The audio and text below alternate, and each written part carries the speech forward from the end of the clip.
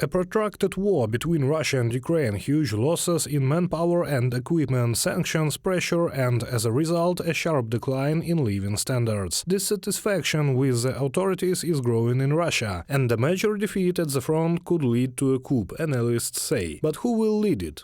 Режим не может быть сменен ни народной революцией. The regime cannot be replaced either by a popular revolution, let alone by elections and so on. The chances are a palace coup, military people, civilians, it doesn't matter. It is important that they are allowed into the palace. The probability is quite high because Putin ruined the life of his elite, ruined the life of his close associates, and they are extremely unhappy. They hate him, so sooner or later it might happen.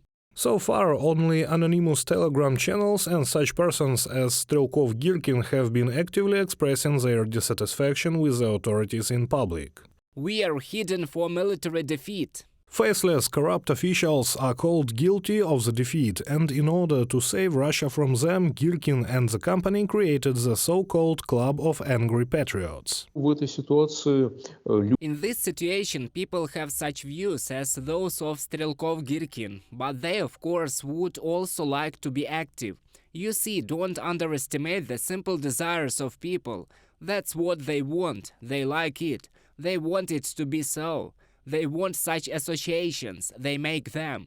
The authorities look at this not just with indulgence, I think more or less with approval, because they expect to use them as a strike force that can help keep the situation. Political scientists are sure that the actions of angry patriots are coordinated from the Kremlin. The goal is to take control of those who are dissatisfied with the results of the so-called special military operation. Even such oppositionists are perceived by the authorities as a threat. This club of angry patriots is, as it were, such a permitted, non-systematic opposition. The Putin regime can only allow controlled opposition. And apparently in this way, as it were, part of the tension is relieved due to the alleged appearance of criticism.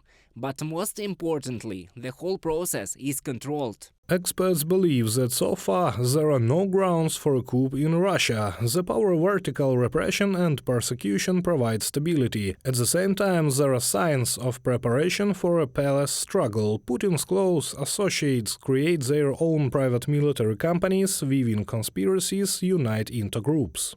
The point is not even a coup as such, but a sharp aggravation of the struggle of various groups in Putin's circles, including power groups. Relatively speaking, this is what in political science is called the war of all against all.